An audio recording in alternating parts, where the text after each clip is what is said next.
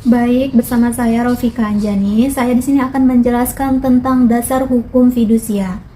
Undang-Undang Nomor 42 Tahun 1999 tentang Jaminan Fidusia.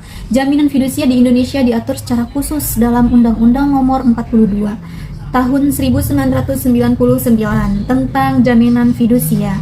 Undang-undang ini memberikan kepastian hukum mengenai pengalihan hak kepemilikan suatu benda berdasarkan kepercayaan, dengan ketentuan bahwa benda tersebut tetap berada dalam penguasaan hak pemilik semula atau debitur. Undang-undang ini mengatur mengenai pengertian dan ruang lingkup jaminan fidusia, objek yang dapat dijadikan sebagai jaminan, prosedur pendaftaran fidusia, hak dan kewajiban para pihak, eksekusi apabila debitur wan prestasi. Dengan adanya undang-undang ini, hubungan hukum antara kreditur dan debitur itu menjadi lebih terlindungi dan memiliki kepastian hukum yang jelas. Lalu, saya akan menjelaskan tentang pengertian jaminan fidusia. Berdasarkan pasal 1 angka 1 Undang-Undang Nomor 42 Tahun 1999, fidusia adalah pengalihan hak kepemilikan suatu benda atas dasar kepercayaan dengan ketentuan bahwa benda yang hak kepemilikannya dialihkan tersebut tetap dalam penguasaan pemilik. Sedangkan jaminan fidusia adalah hak jaminan atas benda bergerak, baik yang berwujud maupun tidak berwujud, serta benda tidak bergerak tertentu yang dapat dibebani hak tanggungan, yang tetap berada dalam penguasaan debitur sebagai aguan bagi pelunasan utang tertentu. Contoh kendaraan bermotor, persediaan barang, dagangan, piutang usaha, mesin produksi. Hubungan antara debitur dan kreditur. Dalam perjanjian fidusia terdapat dua pihak utama, yaitu debitur, pemberi fidusia, pihak yang memiliki utang dan menyerahkan benda sebagai jaminan kepada kreditur. Sedangkan kreditur itu penerima fidusia, pihak yang memberikan pinjaman atau pembiayaan dan menerima hak jaminan atas benda tersebut. Hubungan hukum antara keduanya bersifat perjanjian tambahan asesor dari perjanjian pokok berupa utang piutang. Artinya, keberadaan jaminan fidusia tergantung pada adanya perjanjian pokok.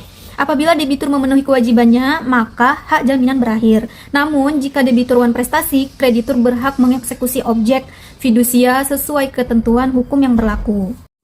Konsep jaminan pengalihan hak milik berdasarkan kepercayaan hak milik atas benda berpindah secara hukum dari debitur ke kreditur. Namun perpindahan ini didasari kepercayaan, bukan karena benda benar-benar diserahkan. Yang bersifat kepercayaan, kreditur jadi pemilik secara hukum, tapi percaya bahwa debitur akan memenuhi prestasinya. Objek tetap berada dalam penguasaan debitur, meskipun hak milik beralih ke kreditur. Benda tetap dikuasai secara fisik oleh debitur.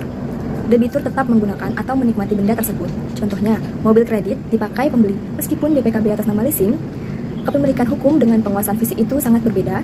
Karakteristik fidusia, kepercayaan, hubungan berdasarkan itikat baik. Pengalihan hak milik bukan hanya jaminan biasa. Penguasaan benda tetap pada debitur, ciri khas yang membedakan dengan gadai. Didaftarkan untuk memberikan hak preferen, didahulukan bagi kreditur. Fidusia unik karena ada pemisahan antara pemilik sah dan pengguna. Tujuan penyampaian materi ini menjelaskan bahwa kepemilikan secara hukum sepenuhnya belum pada debitur. Debitur hanya memegang benda, bukan pemilik penuh. Selanjutnya saya akan menjelaskan tentang kedudukan hukum objek, yaitu mobil.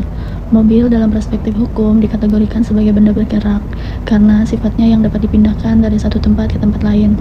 Sebagai objek hukum, mobil memiliki kedudukan penting karena dapat menjadi sasaran berbagai hak dan kewajiban dalam hubungan hukum. Kepemilikan mobil biasanya dibuktikan melalui dokumen resmi seperti BPKB dan STNK yang menunjukkan siapa pemilik sah dari kendaraan tersebut. Dalam praktiknya, mobil tidak hanya dimiliki, tetapi juga dapat digunakan atau dikuasai oleh pihak lain berdasarkan hukum tertentu. Misalnya, dalam perjanjian sewa atau leasing, seseorang dapat menggunakan mobil tanpa menjadi pemiliknya. Hal ini menunjukkan bahwa hak atas mobil dapat dibedakan antara hak milik dan hak pakai, tergantung pada hubungan hukum yang terjadi di antara pihak.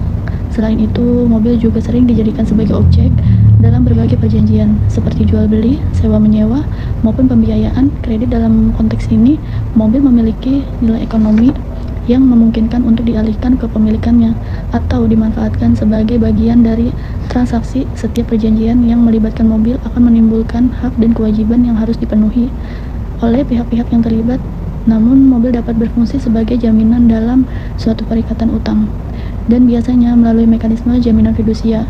Dalam hal debitur tidak memenuhi kewajibannya, maka kreditur memiliki hak untuk mengeksekusi